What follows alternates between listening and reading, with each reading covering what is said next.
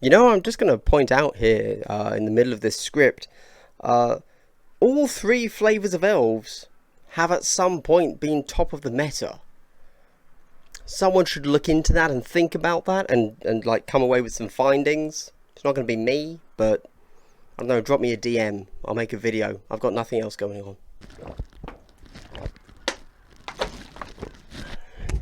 Enjoy that. Thirsty bitch. Hello everybody, Glass Half Dead here, and today I'm going to be talking about a little bit of a retrospective, just for everybody's information. Perhaps you're new to Kill Team, perhaps you want to reminisce. Well, I am about to remind you, or tell you for the first time, about the history of the Kill Team meta and the various waves that it's been through. As Kill Team is a closed environment game, as I have termed it, and I think that term makes sense, so let's stick with it. It's entirely possible for full and interesting metas to evolve and become apparent in between large tournaments in a way that you can't really get in a faster paced game like 40k. If you came to find out a little bit about 40k and its meta wave, power creep cycle, then honestly just go and take a look at the dates that each codex released. Boom, that's what was the most powerful at the time. But before we jump into that, of course, if you are a subscriber to my channel, I would like to give you a quick double hello. Wasn't that incredibly pleasant and wholesome? If you want yourself a nice double pleasantry in the next video, like, subscribe, leave a comment right now, and I'm going to answer it right now. Why am I wearing a cap indoors on a video? Because if you recall last weekend, I gave you a little tournament review of me taking the Kroot somewhere, and let's not forget that I am both English and I was in the sun for 30 seconds, so I burned. When Kill Team first released and all we had was the core rulebook, the first dominant Kill Team faction was completely unquestionable. It was, hands down, Death Guard. They were an absolute terror. In fact, there was even a brief period where the E version of the core rulebook, yes, that exists, who knew, got updated, right? And firstly, who knew that Games Workshop updated their E versions of books?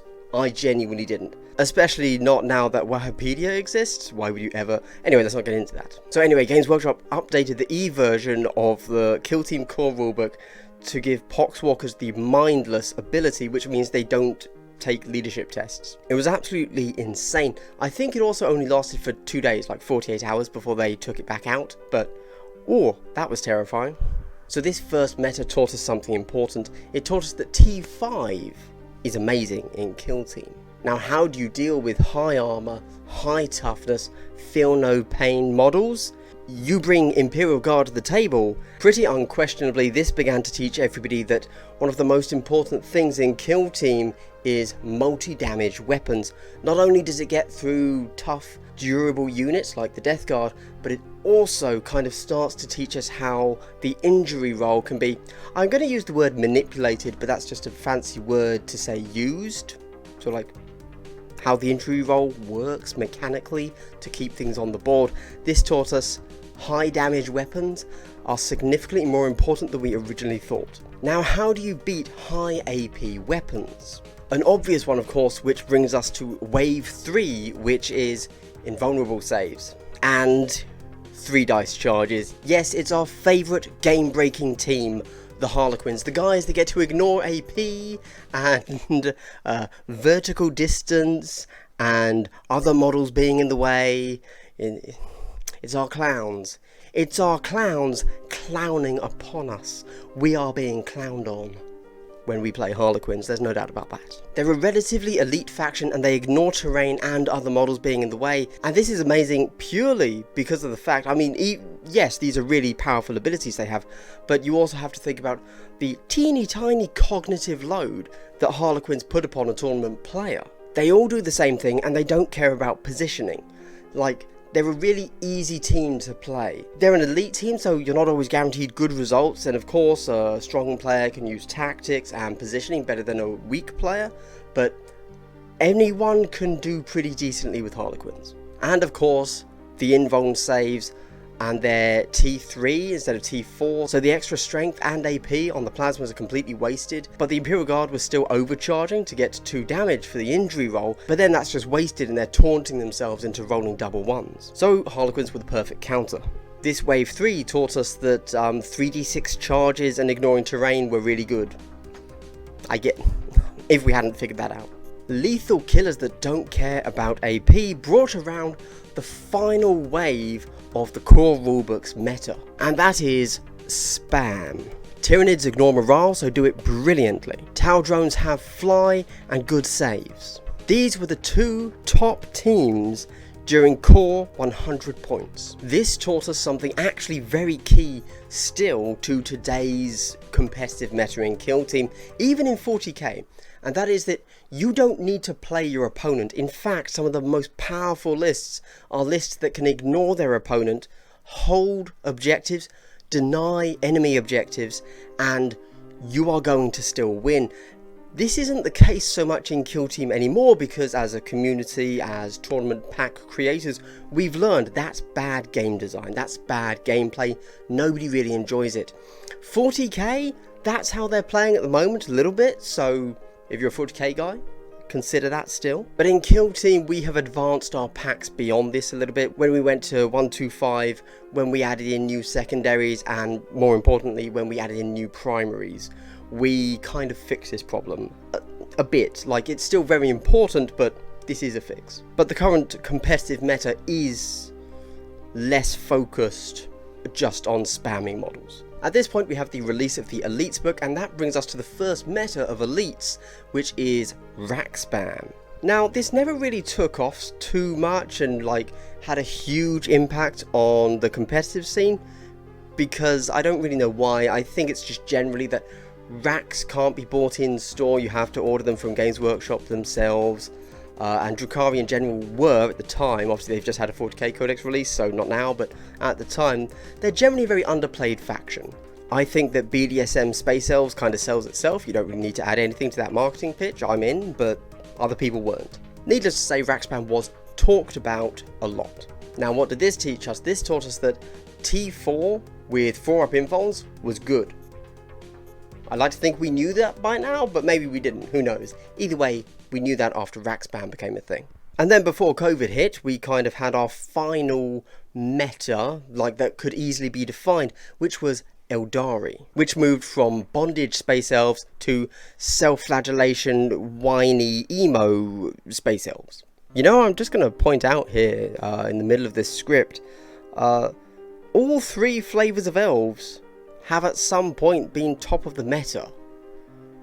Someone should look into that and think about that and like come away with some findings. It's not going to be me, but I don't know, drop me a DM, I'll make a video. I've got nothing else going on. Anyway, Craftworld Eldar have turned out to be the top of the food chain. They were the uncontested lords after everybody moved up to 125. And for whatever reason, the Eldari didn't really care if we were playing hold 3 or hold kill for primaries. The Eldari wave taught us that being able to advance and still fire at full ballistic skill halfway up the board with a mini swarm was, you know, shockingly pretty strong as a thing to be able to do. And that brings us to the start of lockdown, where the meta begins to swing wildly, and so picking a meta now depends on which 48-hour period you want to do it in. For a while everyone said Tau were dead, but then Tau went out and won like 3 tournaments in a row, so now Tau are alive again, despite absolutely no rules changing.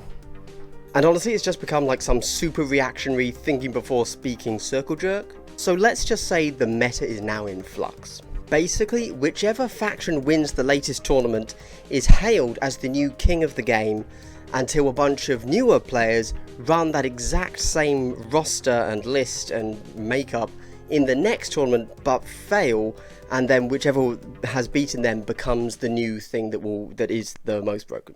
You know how it goes. And that's the end of the video. Thank you very much for watching, everybody. This was just a little bit of a look back on the Kill Team meta, because I'm starting to look at doing, you know, some more 40k based content about other things in general, and so part of that meant looking back first. I'm currently writing a few scripts just here off screen, which I can't read and look at the camera at the same time, so anytime I'm looking down here I'm reading what I'm supposed to say next. I tried to cut that out, but I fail, obviously.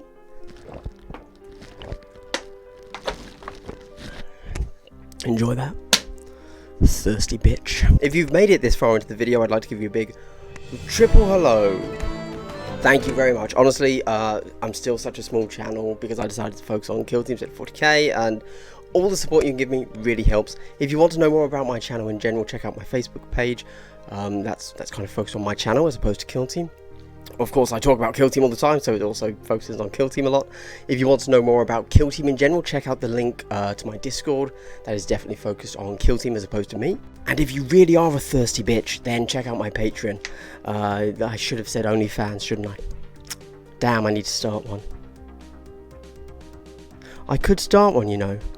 Anyway, coming up at some point in the future, I'm going to be doing like a little kind of starting 40k thing, like just a little series, because I'm bouncing off some of the rules really hard, and I feel like just when I struggle with a rule, chances are other people are struggling too, so I should come out and like just make a video. Like the first one is going to be detachments. Hobby update. Oh, hey, there are probably some pictures on screen somewhere behind me, hopefully. This is my little Imperial Guard army. What you're seeing is again, this is actually to do with the 40k videos I'm doing. There's a whole thing about how to collect your army, and it's going to be like focused on building in blocks of 500 as like a good sustainable way to not just get started but grow. And anyway, what you're seeing here are the beginnings of my Imperial Guard. And like one of them is the 500 list, and then one of them's the 1000 list, and the 1000 list is all consuming of the 500 as like a way to grow, an escalation league kind of thing, if you will. Oh, and also on screen, hopefully you're seeing I finished a Bloodthirster, so I've done Bellicor, who looks stunning, I will say, and I've done a Bloodthirster now who doesn't look as good. Honestly, they're gonna look great like once I have all of the demons in the army. It's gonna mesh really well. Anyway, currently working on Imperial Guard, and I managed to get my hands on a recast version of the Katashan Colonel. You know, that store limited thing, whatever. Even the recasters know to charge a lot for it because it's like impossible to get hold of. But hey, if GW doesn't want my money, I'll give it to other people. Oh, and I just picked up like I think I bought 3 boxes of the Tanith first and only characters. Obviously I'm going to use 1 box as just the characters, and then I'm going to convert 2 boxes to be scions, just, you know, cool looking scion models. And that's my hobby update. If you want some hobby accountability, guys, drop it down in the comments, or check out my Discord where I've just created a hobby accountability channel, so whatever floats your boat. Anyway, this has been Glass Half Dead. I hope you've had a good day, and I do hope you continue to have a good day. Goodbye.